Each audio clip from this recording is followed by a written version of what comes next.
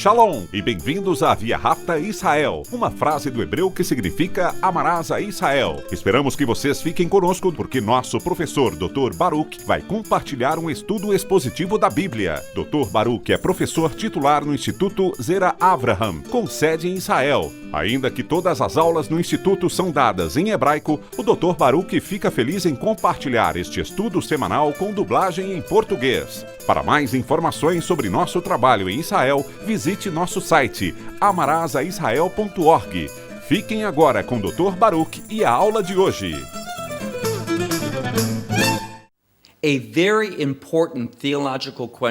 Uma questão teológica muito importante é: o homem tem livre arbítrio ou simplesmente pensamos que tomamos decisões, quando na realidade Hashem controla absolutamente cada pensamento e tudo o que fazemos? No estudo de hoje, vamos refletir sobre o livro de Gênesis capítulo 3. E veremos, sem dúvida alguma, que, de fato, Deus deu livre arbítrio ao homem para que possa fazer suas escolhas. Aliás, na minha opinião, um dos maiores poderes que temos é o poder de escolher. E podemos usá-lo para o bem ou podemos usá-lo para o mal. Em outras palavras, podemos escolher a vontade de Deus ou podemos escolher agir e nos comportar contra a vontade de Deus. Agora, pegue sua Bíblia e leia comigo no capítulo 3. Neste capítulo 3, ainda estamos no Jardim do Éden. E sabemos que Hashem construiu aquele jardim, criando-o de forma perfeita. No capítulo 3, que estudamos hoje, vemos duas entidades em destaque. Uma é uma entidade viva e a outra é uma árvore, que também é viva, mas é diferente da primeira. Vamos falar sobre essas duas, e através delas, veremos claramente que Deus dá ao homem o livre arbítrio, ou seja, o poder de fazer escolhas reais. Por que isso é necessário? Porque, para que a adoração seja genuína, deve haver uma entrega. Não uma entrega forçada, mas sim uma entrega voluntária. Se não temos livre arbítrio, não podemos adorar a Deus. Observe o que diz no capítulo 3 do livro de Gênesis. Ora, a serpente. A palavra é Nahash. E o importante aqui é que, embora seja a palavra serpente, quando olhamos para outras partes da Bíblia, em que a serpente é mencionada, não há dúvida de que não se trata de uma cobra típica. É algo um tanto diferente. Mas aprendemos algumas coisas sobre esse ser a partir da aparição de uma serpente. Observe novamente o versículo 1. Ora, a serpente era astuta.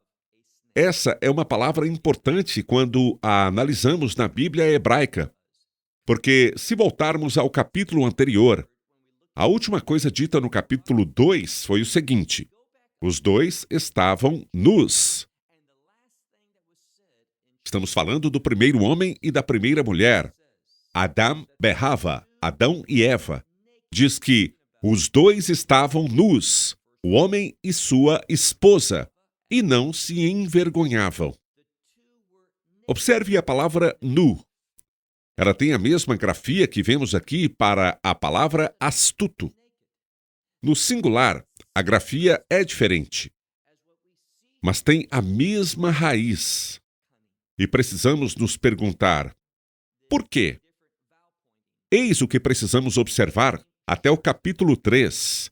Vemos que Adam Behava, o primeiro homem e a primeira mulher, estavam em uma posição em que jamais sentiriam vergonha. Até então, eles não teriam sentido vergonha. Foram colocados em uma posição onde vergonha, condenação e punição, tudo isso não fazia parte da vontade de Deus. Ele permitiu isso? Sim, permitiu. Por quê? Não era o que ele desejava, não era a sua vontade, mas para que o homem pudesse escolher, havia esse risco. Então, o que vemos aqui, e o hebraico é muito específico, é que o homem e a mulher estavam nus, mas não se envergonhavam. Não havia consequências. Não havia sentimentos decorrentes dessa condição de estarem nus. Mas observe o que acontece. Descobrimos que a serpente é a mesma palavra, mas aqui significa astuta. Ela era o mais astuto de todos os animais do campo que o Senhor Deus tinha feito. Deus criou esse ser e lhe deu a capacidade manifestada na Nahash, a serpente, de compreender o mal, de compreender o que estava fora da sua vontade. Por quê? Porque o homem terá a mesma oportunidade. Satanás já a desperdiçou. Já escolheu fazer o que é contra a vontade de Deus. E houve consequências eternas para ele. E, potencialmente também, para o homem, haverá consequências eternas. Por que eu digo isso? Continue lendo. Ora, a serpente era astuta, o mais astuto do que todos os animais do campo que o Senhor Deus tinha feito. E esta disse à mulher. É muito importante que a Nahash, a serpente, falou primeiro com quem? Com a mulher.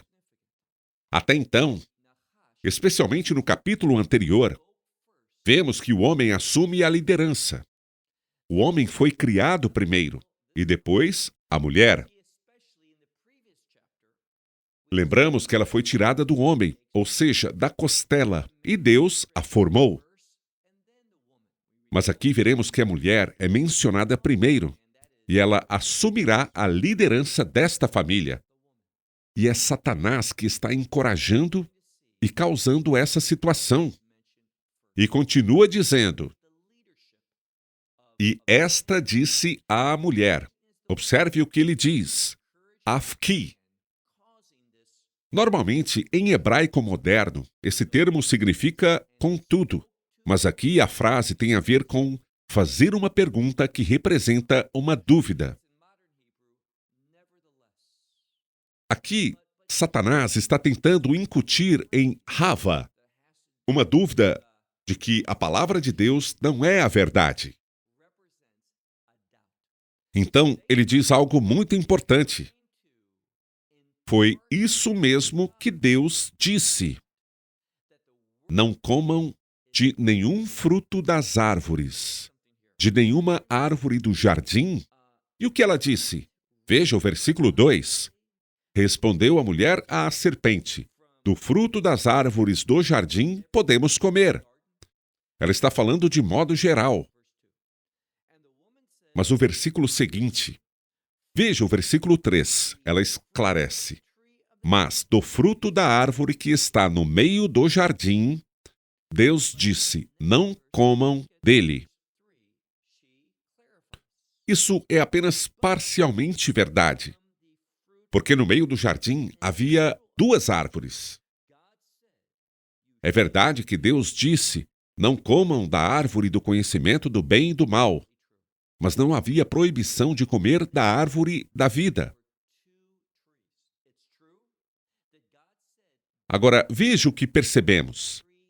De maneira única, a árvore da vida foi enfatizada no capítulo 2 e agora no capítulo 3. Como foi enfatizada? Sendo ignorada, não mencionada, mas tratava-se da árvore da vida. Agora, deixe-me te fazer uma pergunta. Com base no bom senso, se você tivesse que escolher entre a vida e o conhecimento do bem e do mal, o que você escolheria? Bem, uma pessoa com bom senso diria, se eu escolher o conhecimento do bem e do mal, eu morro. Então, a árvore do conhecimento do bem e do mal é exatamente o oposto da árvore da vida. Portanto, estou realmente escolhendo entre a vida e a morte. Então, vamos simplificar. O que você quer escolher? A vida ou a morte? E tudo vem das instruções de Deus. Bem, mas vemos aqui um problema. A mulher vai seguir as instruções não de Deus, mas desta serpente astuta. E esse é o problema. Aprenda também outro princípio muito importante. Essa também é a nossa escolha. Ou vamos seguir a Deus, as suas orientações, ou vamos seguir as instruções do inimigo, da serpente, as instruções de Satanás. Não há meio termo. E então você diz: eu não vou fazer o que Satanás quer, vou fazer o que eu quero. Então, quando você fizer isso, você está fazendo exatamente o que ele quer que você faça. E veremos isso, sem dúvida alguma, no próximo versículo. Observe novamente o versículo 3. Do fruto da árvore que está no meio do jardim, Deus disse: não comam dele, nem toquem nele. Do contrário, vocês morrerão. Aqui vemos uma afirmação muito importante, mas uma afirmação falsa. Deus nunca disse a Adão berrava. Ele nunca disse: se você tocar naquele fruto, morrerá. Não, isso é um acréscimo. Agora, veja o que eu diria a respeito disso. Uma das características, das qualidades do judaísmo rabínico é que eles gostam de construir cercas. Agora, em nossa própria mente, parece fazer sentido.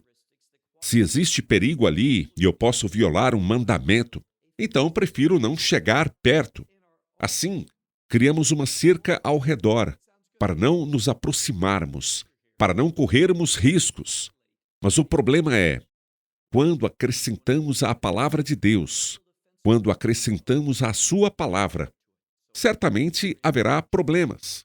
Ou seja, o que encontramos nessa passagem é Rava fazendo acréscimos à palavra de Deus. Ela está dizendo: Deus me disse que se eu sequer tocar nisso, vou morrer. Não é verdade. Então, talvez o que eu conclua disso não é que ela esteja mentindo, mas sim que ela não ouviu com atenção.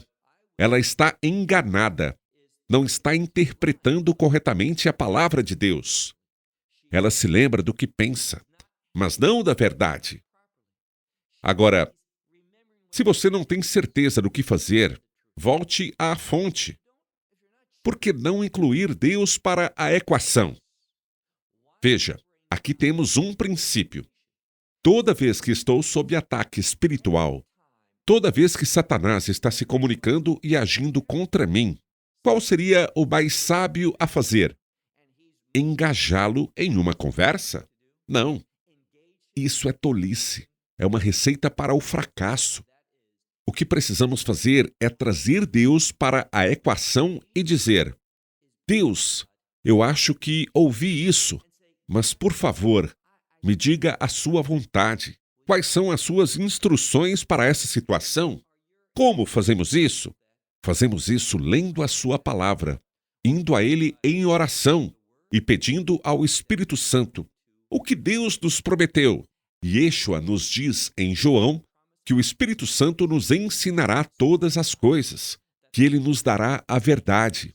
Ele é o Espírito da convicção do pecado e da convicção da justiça. Portanto, nós, como crentes, estamos em uma posição maravilhosa. Quando Satanás começa a tentar nos confundir e nos enganar, podemos simplesmente nos voltar para o Espírito Santo e dizer: Espírito Santo. E então oramos, caminhamos observando e lendo a sua palavra. Qual é a vontade de Deus? Qual é a verdade? Qual é o propósito de Deus nessa situação? Bem, ela não fez isso. Vamos para o versículo 4. E a serpente disse à mulher: certamente não morrerão. Ela repete 2 vezes a expressão não morrerão. E sabemos que a redundância serve para enfatizar. Traduziríamos então assim: vocês certamente não morrerão. Versículo 5. O que ele disse não era a verdade. Satanás é um mentiroso. Ele é o pai da mentira e, portanto, Isso não deveria nos surpreender. Ele não joga limpo. Além disso, observe o que ele faz. Acho que a melhor maneira de dizer é que ele distorce. Essa é a palavra. Ele distorce o caráter de Deus. Veja, Deus quer que tenhamos vida em abundância, que tenhamos uma vida em constante crescimento. Essa é a natureza de Deus. Muitas de nossas orações começam assim: Deus, o Senhor é um Deus bendito. E isso é totalmente verdade. Satanás quer dizer: não, esse não é Deus. Deus não quer que você se divirta. Deus não quer que você se alegre, que você seja prestativo ou feliz. E isso não é verdade. Deus quer que tenhamos essas coisas, mas nós só as teremos segundo a sua vontade. Ele não nos faz felizes fazendo a nossa vontade, porque a nossa vontade não é tão boa quanto a dele. Então ele diz aqui, e é Satanás quem fala: Deus sabe que, no dia em que comerem do fruto, seus olhos se abrirão, e vocês, como Deus, serão conhecedores do bem e do mal. Nesse trecho, vemos novamente que isso é parcialmente verdade, não totalmente. Quero dizer, no dia em que comeram, Deus simplesmente disse: sim, esta é a árvore do conhecimento do bem e do mal. Vocês conhecerão a bondade de Deus, porque Deus providenciou, mas também conhecerão o mal, aquilo que não está de acordo com a sua vontade. E isso é a morte. Então esse ser diz: vocês morrerão. Mas observe como Satanás distorce a questão. Ele diz: vocês sabem. Deus não quer que vocês saibam disso. Ele não quer que vocês sejam como ele. Deus tem ciúmes. Ele é inseguro. Ele quer reprimir vocês para que se sinta superior. Veja só, era assim que Satanás se sentia, porque Satanás queria ser maior que Deus. Ele queria alcançar as mesmas alturas do céu e ir até mais alto. Bem, Deus o rejeitou. Então, o que ele está dizendo? Deus simplesmente rebaixa as pessoas. Deus não quer que você seja feliz. Deus não quer que você saiba dessas coisas. Deus não quer que você seja como ele. Ele quer ser especial. E isso é uma distorção da verdade. É isso que Satanás faz constantemente. Por favor, vá agora para o versículo 6. E a mulher viu que a árvore era boa para se comer. Agora, aqui temos um problema. Ela está tomando essa decisão, fazendo essa avaliação. Com base em quê? Qual é a palavra aqui? É a palavra que significa ver. Então, ela está tomando decisões com os olhos.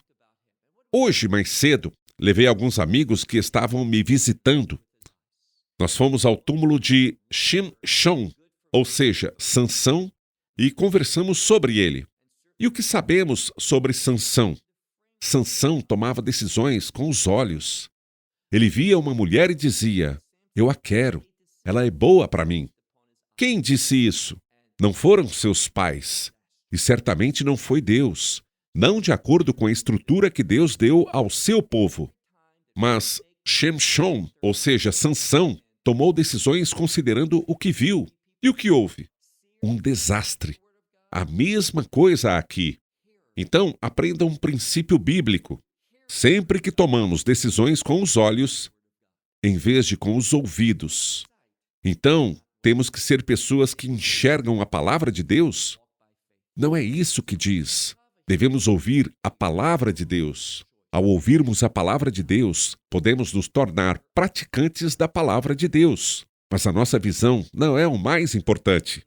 O texto não diz para andarmos pelo que vemos, mas sim pela fé.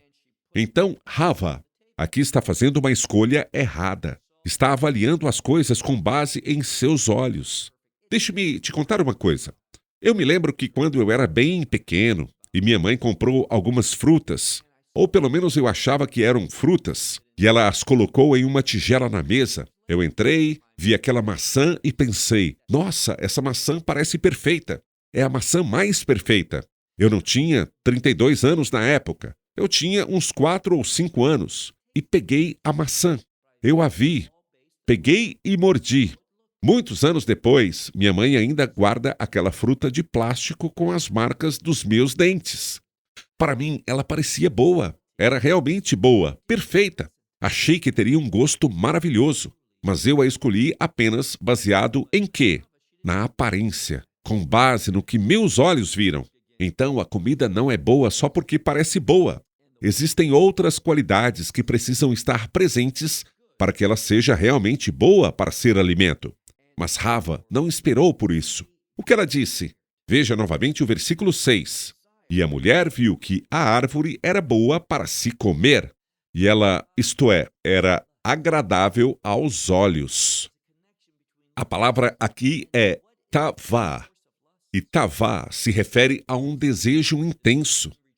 Nesta passagem, vemos como ele se conecta com a concupiscência. E qual é a origem da concupiscência? A fonte é um coração não regenerado, mas o coração usa nossos olhos para cometermos o pecado. Então, quando olhamos aqui, está escrito, pois era agradável aos seus olhos e, além disso, diz que ela a desejou. Literalmente é a palavra het-me-dot. Ela desejou a árvore, pois pensou que ela era boa para torná-la sábia ou próspera. Essa palavra pode ser traduzida de duas maneiras. Eu acho que ambas refletem o real significado da palavra. Em algumas Bíblias diz que era desejável, mas foi ela que cobiçou. Era algo que ela desejava. Era desejável para torná-la sábia, ela pensou. E ela tomou do fruto, comeu e deu também ao seu marido. E aqui o ponto principal, e ele comeu com ela. Aqui vemos algo que precisamos entender. O homem não se encontrava ali. Quando essa conversa aconteceu entre a serpente e entre Rava, Adão, o homem, seu marido, deveria ter intervido e dito, não fale com a minha esposa. Se você tem algo para a família, fale para mim. Mas ele se esquivou de sua responsabilidade. Ele não se comportou como homem.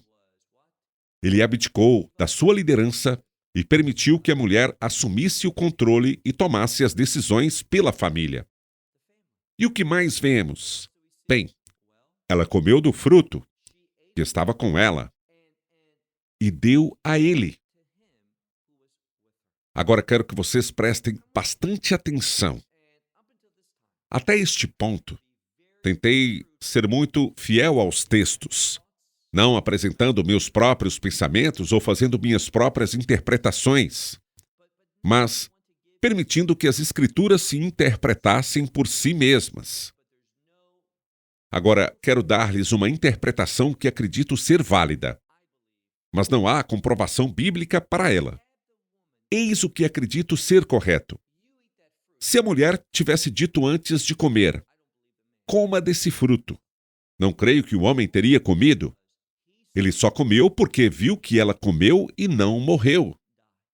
E queria ter a mesma experiência, pensando que isso o tornaria sábio, o tornaria semelhante a Deus. Então, se ele amasse sua esposa, teria dito, não coma isso. Ele teria intervido, tirando o fruto de sua mão e dito, querida, eu te amo, isso é perigoso. Deus nos disse para não comermos desse fruto. Mas ele não fez nada. Deus nos disse para não comermos deste fruto. Mas ele não fez nada. Permaneceu em silêncio. Deixe-me dizer uma coisa. Muitas famílias são afetadas negativamente pelo inimigo, pelas tramas e pelos esquemas de Satanás, porque o homem se calou, se esquivou de suas responsabilidades, não agiu como um líder piedoso, não amou sua esposa, não amou seus filhos, porque se amasse, ele teria intervido, mas esse homem não estava presente. E quando isso acontece, é desastroso. Então, ele permaneceu inerte. Isso fica muito claro aqui, se olharmos. Olhe o final do versículo 6 que diz, Imá, o que significa que ele estava com ela. Então diz que ela também deu ao homem, literalmente ao seu marido, que estava com ela, e ele comeu. Versículo 7. E os olhos de ambos se abriram, e eles perceberam que estavam nus. Esta palavra nu está relacionada à vergonha. Eles reconheceram sua vergonha. Agora, isto é o que eu quero que você veja. O que Deus faz por nós é que Ele nos liberta da vergonha, porque Ele nos cobre por meio da redenção. Ele nos veste com a justiça de seu Filho. Até então, eles não estavam neste estado. Eles ainda não haviam caído em pecado. E estavam como? Estavam nus. Mas a consequência dessa nudez, bem, eles não estavam cientes dela. Foi somente depois do primeiro pecado que eles se tornaram conscientes e suscetíveis à vergonha. A vergonha nos afeta muito. E existe uma relação entre o quê? Uma relação entre o pecado e a vergonha. Até então, não havia consciência do pecado em suas vidas. Eles estavam nus, mas não estavam cientes disso.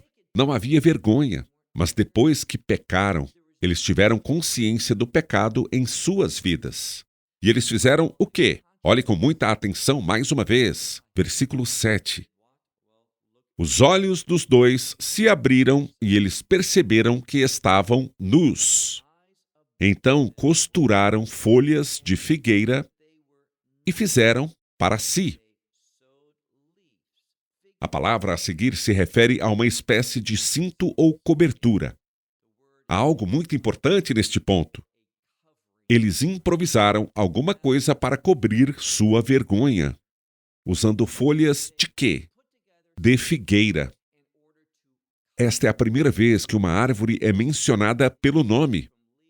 A figueira, exceto pela árvore da vida e pela árvore do conhecimento do bem e do mal. A figueira desempenha um papel importante em cumprir o quê? Em encobrir a vergonha. Espero que você entenda onde quero chegar, pois nas Escrituras há uma relação entre a figueira e Israel. Isso é o que Israel deveria fazer. Deveria lidar com as consequências do pecado. Como? Sendo mestres da palavra de Deus, revelando a redenção de Deus, a mensagem do Messias, o Evangelho. Vemos aqui que a figueira cumpriu seu propósito. Mas, infelizmente, a figueira de Israel não conseguirá desempenhar bem sua função até o fim desta era. O que quero que você saiba é que o auge da figueira acontecerá no reino milenar. Por isso, muitos mestres cristãos que não têm consciência da importância de Israel e negam o reino milenar não entendem nada sobre ele. Pois as Escrituras que falam do reino milenar também falam de Israel. É o auge de Israel. E eles simplesmente não enxergam isso em sua teologia. Mas há um indício disso aqui nesta passagem. Veja novamente. E costuraram folhas da figueira e fizeram para si. Acho que a maioria das Bíblias em português traz a palavra avental. Literalmente é a palavra hagurá, que está no plural e significa cinto. Veja agora o versículo 8. Quando ouviram a voz do Senhor Deus, que andava no jardim pela viração do dia, ou seja, no início do dia, o que fizeram? Eles, o homem e sua mulher, esconderam-se da presença do Senhor Deus por entre as árvores, no meio do jardim. Agora, preste atenção aqui neste ponto. Eles estavam tão perto daquela árvore da vida, mas não agiram de acordo com a provisão de Deus. E o tempo era limitado. Preste bastante atenção. É importante que você veja o que está escrito nessa passagem. Ela diz que o homem e a mulher, a sua esposa, esconderam-se da presença do Senhor Deus por entre as árvores do jardim. A palavra-chave aqui é esta árvore. E não é a árvore do conhecimento do bem e do mal. É a outra árvore. Eles tinham um tempo limitado para se apropriarem do fruto da árvore da vida. Mas não fizeram isso. Eles não agiram de acordo com a provisão de Deus. E quando você não age de acordo com a provisão de Deus, o que acontece? Você é expulso do jardim de Deus. Sabemos que existe uma relação entre o jardim de Deus e o reino de Deus. Vemos isso no livro de Ezequiel. Continue lendo. Agora o versículo 9. Mas o Senhor Deus chamou o homem, perguntando, basicamente, onde está você? E ele respondeu, ouvi a sua voz. Ele disse, eu a ouvi no jardim. E continuou, tive medo, porque estava nu, e por isso me escondi. Então, o homem ouviu a voz de Deus, mas o que ele fez? Escondeu-se. Aqui está outro princípio importante. Quando estamos em pecado, o que fazemos? Fugimos da voz de Deus, da palavra de Deus, da presença de Deus. É isso que o pecado faz. E é por isso que o pecado é tão destrutivo. Ele nos afasta da presença de Deus. Aqui, Deus está até buscando o homem, mas o homem foge. Você consegue perceber os paralelos com a nossa vida no dia a dia? Tomamos as mesmas decisões erradas. E, em vez de nos apegarmos à provisão de Deus e encontrarmos o perdão, encontrarmos a sua provisão para vencer a morte, que é a árvore da vida, não percebemos que há uma relação entre a árvore da vida e a cruz. O homem então disse, ouvi a sua voz no jardim e tive medo, porque estava nu, e por isso me escondi. Versículo 11. E ele disse, ou seja, e Deus perguntou, quem disse que você estava nu? Da árvore que te ordenei que não comesse dela, você comeu? O que vemos agora é, tudo isso aconteceu por causa da desobediência. Esta não era a vontade de Deus. Mas deixe-me fazer uma pergunta. Deus ficou surpreso com o que o homem fez? Não. Deus sabe de todas as coisas. Mas só porque Deus conhece o futuro, não significa que ele seja a causa de tudo o que acontece no futuro. Deus, por meio das suas instruções, de sua palavra, da sua provisão, providenciou tudo para que os homens tomassem a decisão certa.